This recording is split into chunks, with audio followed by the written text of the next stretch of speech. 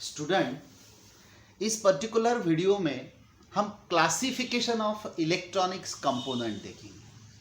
Market में बहुत सारे इलेक्ट्रॉनिक्स कंपोनेंट अवेलेबल है, बट उसमें से सभी कंपोनेंट को हम क्लासिफाई कर सकते हैं कि एक तो वो पैसिव कंपोनेंट होंगे, नहीं तो फिर एक्टिव कंपोनेंट होंगे।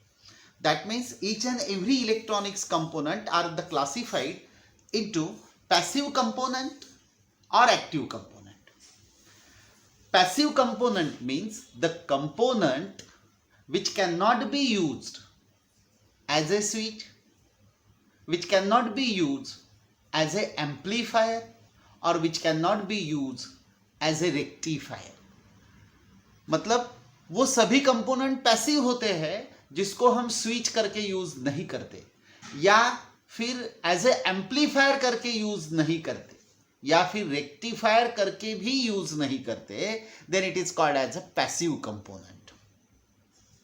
एग्जैक्टली अगर एक्टिव कंपोनेंट कहना है तो अगर एक्टिव कंपोनेंट है तो इसका मतलब वो component as a electrical switch होगा, या फिर it is use as a amplifier होगा, या फिर उसका यूज एज ए रेक्टिफायर होगा। हमें स्विच पता है। एम्पलीफायर का मतलब सिग्नल को इंक्रीज करने वाला सर्किट। अगर वोल्टेज इंक्रीज करने वाला सर्किट है तो वो एम्पलीफायर है। फ्रीक्वेंसी इंक्रीज करने वाला सर्किट है तो वो भी एम्पलीफायर है। रेक्टिफायर का मतलब होता है अल्टरनेटिंग करंट को, एसी करंट को अगर डीसी में कन्वर्ट करना है तो उसके लिए जो सर्किट लगता है उस पर्टिकुलर सर्किट को रेक्टिफायर कहते हैं। That means the rectifier is the circuit which convert the AC into DC. तो रेक्टिफायर या एम्पलीफायर या अगर स्विच नहीं है, या इस पर्टिकुलर सर्किट के लिए अगर कोई कंपोनेंट यूज नहीं होता है तो वो पैसिव है, और इसके लिए यूज होता है तो वो एक्टिव है। Now in passive component mostly the resistor, capacitor and inductor are the passive component. And active component में इलेक्ट्रॉनिक्स ट्यूब होते हैं, जैसे डायोड है, vacuum tube diode, vacuum tube triode, या फिर सेमीकंडक्टर डायोड, या फिर सेमीकंडक्टर ट्रांजिस्टर। रजिस्टर में भी हम कह सकते हैं कि there are two types of resistor, एक तो फिक्स रजिस्टर होगा, नहीं तो वेरिएबल होगा। कैपेसिटर में भी कह सकते हैं कि एक तो फिक्स कैपेसिटर होगा या फिर वेरिएबल कैपेसिटर होगा। इंडक्टर में एज पर कोर, उसमें जो यूज हुआ है कोर, उसके हिसाब से हम एयर कोर इंडक्टर कह सकते हैं, आयरन कोर इंडक्टर कह सकते हैं, या फेरिट कोर इंडक्टर भी कह सकते हैं। तो जनरल ये सब जो कंपोनेंट है, इस पूरे कंपोनेंट को हम इस प्रकार क्लासिफाई कर सकते हैं। हमें अब स्टार्ट करना है पहला कंपोनेंट रजिस्टर, जो ऑलरेडी हमने 10th क्लास में पढ़ा है। रजिस्टर क्या करता है? Of course the resistor is a passive component because the resistor can not be use as a switch, can not be use for the amplifier और for the rectifier. That's why it is a passive component. But resistor करता क्या है? तो register current को limit करता है, मतलब current को रजिस्ट करता है, अपोज करता है, कम करता है। करंट अगर अपोज करता है, करंट को ड्रॉप करता है, करंट को कम करता है, तो इसका मतलब वो वोल्टेज को भी ड्रॉप करता है। तो हम कह सकते हैं कि करंट लिमिट करने के लिए, कम करने के लिए हम रजिस्टर यूज करते हैं, या फिर वोल्टेज ड्रॉप करने के लिए भी रजिस्टर यूज होता है, या फिर वोल्टेज को डिवाइड करने के भी लिए ही रजिस्टर कंपोनेंट होता है।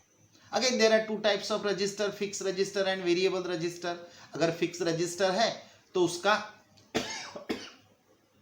सिंबल ये ऐसा होगा, अगर वेरिएबल है तो उसका सिंबल ये ऐसा होगा, नहीं तो फिर ऐसा होगा। अब फिक्स रजिस्टर का मतलब जिस पर्टिकुलर रजिस्टर की वैल्यू किसी सर्किट में फिक्स होती है, वो चेंज नहीं होती, तो उसको फिक्स रजिस्टर कहेंगे। या फिर किसी सर्किट में अगर किसी रजिस्टर की वैल्यू हम वेरी कर सकते हैं, चेंज कर सकते हैं, तो then it is called as a variable resistor. There are different types of the fixed register as well as a variable register। तो उसमें से हमें पहला रजिस्टर देखना है जिसको हम कहते हैं कार्बन कंपोजिशन रजिस्टर। तो carbon composition register is a general register, बहुत छोटा सा रजिस्टर होता है, सभी सर्किट में जनरली कार्बन कंपोजिशन रजिस्टर ही यूज होता है। और कार्बन कंपोजिशन रजिस्टर की सबसे इंपॉर्टेंट बात यह है कि उसके ऊपर 4 कलर बैंड होते हैं, 4 कलर होते हैं। तो इस पर्टिकुलर 4 कलर से हम उस रजिस्टर की क्या वैल्यू है यह आइडेंटिफाई कर सकते हैं, फाइंड आउट कर सकते हैं। हम आगे वो भी देखेंगे। अगर ये कार्बन कंपोजिशन रजिस्टर है और उसका अगर क्रॉस सेक्शन ले लो तो फिर ये ऐसा दिखेगा। ये कलर बैंड होंगे, ये दोनों इलेक्ट्रोड होंगे, ये resistance material carbon composition particles होंगे, यहां कार्बन कंपोजिशन मटेरियल होगा, और इसके आउटर वाला जो पोर्शन होगा वो इंसोल्यूटिंग कोटिंग होगा। कार्बन कंपोजिशन मटेरियल को कवर करने के लिए इंसोल्यूटिंग कोटिंग रहेगा। और ये जो निकले हुए हैं ये टर्मिनल है, लीड है, इसको हम इलेक्ट्रोड भी कह सकते हैं, दोनों साइड में रहेंगे। अब कार्बन पार्टिकल्स को यूज करके हम carbon composition register use construct कर सकते हैं। अब अगर कार्बन है तो carbon is a conductor material, carbon current को कंडक्ट करता है। और इंसोल्यूटिंग मटेरियल अगर है तो वो करंट को अपोज करता है। मैंने कहा कि इस पर्टिकुलर रजिस्टर में कार्बन पार्टिकल होते हैं, इसका मतलब कार्बन और इंसोल्यूटिंग मटेरियल पार्टिकल्स का मिक्सचर करके हम इस पर्टिकुलर कार्बन कंपोजिशन रजिस्टर को क्रिएट करते हैं। अब अगर कार्बन कंपोजिशन पार्टिकल्स अगर उसके बढ़ते हैं एज कंपेयर टू इंसोल्यूटिंग पार्टिकल तो क्या होगा, रेजिस्टिव मटेरियल बढ़ जाएगा। अगर रेजिस्टिव मटेरियल बढ़ जाएगा तो करंट इजीली पास होगा, और करंट अगर इजीली पास होता है तो इसका मतलब रेजिस्टेंस की वैल्यू कम हो जाएगी, मतलब इंसोल्यूटिंग मटेरियल कम होगा, कार्बन ज्यादा होगा तो रजिस्टर की वैल्यू कम हो जाएगी। अगर मैंने कहा कि कार्बन कम होगा, इंसोल्यूटिंग मटेरियल बढ़ जाएगा तो करंट इजीली पास नहीं होगा, तो इसका मतलब रजिस्टर की वैल्यू बढ़ जाएगी। तो कार्बन पार्टिकल एंड इंसोल्यूटिंग पार्टिकल, इसका मिक्सचर, इसका प्रपोर्शन करके हम किसी रजिस्टर को कंस्ट्रक्ट कर सकते हैं और उसको कार्बन कंपोजिशन रजिस्टर कहते हैं। ये जनरल रजिस्टर है जो बहुत सारे सर्किट में होता है, और इसकी एक फीचर सबसे बड़ा है कि इसके ऊपर ये कलर बैंड है, और इस कलर बैंड से हम उस पर्टिकुलर कार्बन रजिस्टर की वैल्यू फाइंड आउट कर सकते हैं। अब उसके लिए मुझे एक चार्ट पता होना चाहिए। अगर कार्बन कंपोजिशन रजिस्टर के मुझे वैल्यू निकालना है, उसका अगर कलर कोड से उसकी वैल्यू निकालना है, तो मुझे ये कलर कोड, उसका जो चार्ट है वो चार्ट पता होना चाहिए। ये अगर चार्ट पता है तो हम इजीली उसकी वैल्यू निकाल सकते हैं।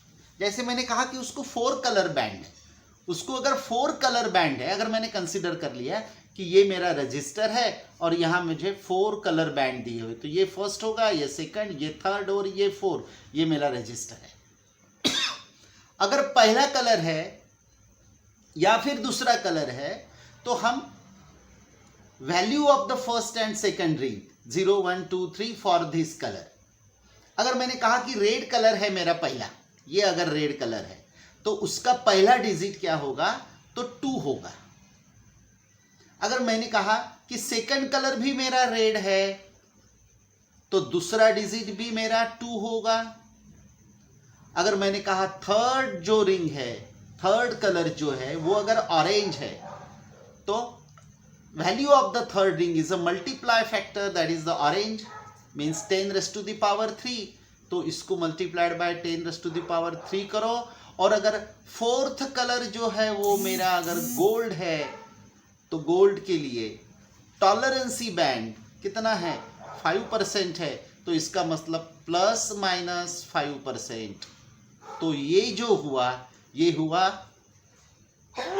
22 किलो ओम्स प्लस माइनस 5%।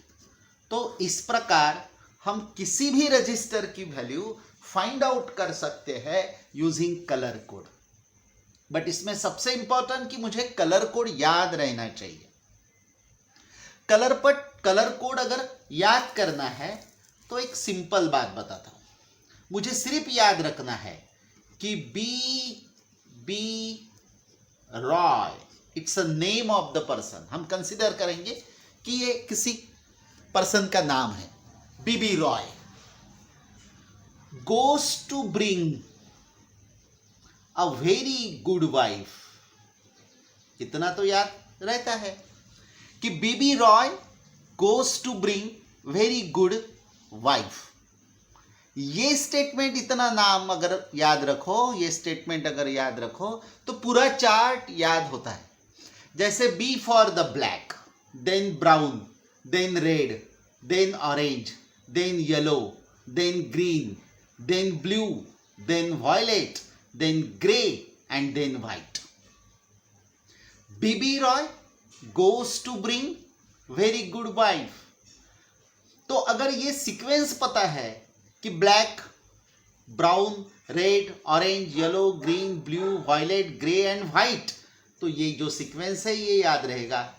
तो फर्स्ट एंड सेकंड बैंड के लिए, ब्लैक के लिए 0, then 1, then 2, then 3, then 4 and so on। और third factor, third ring is a multiplied factor, that was, अगर यहाँ 0 है तो 10 टू द पावर 0 से मल्टीप्लाई करो, 10 to the power 1, 10 to the power 2 and so on. Exactly tolerancy के लिए कुछ वैल्यू मुझे याद रखना पड़ेगा। जैसे ब्राउन कलर, अगर फोर्थ बैंड मेरा ब्राउन कलर है तो मेरा टॉलरेंसी हो जाएंगी 1%। रेड कलर अगर है तो मेरी टॉलरेंसी हो जाएंगी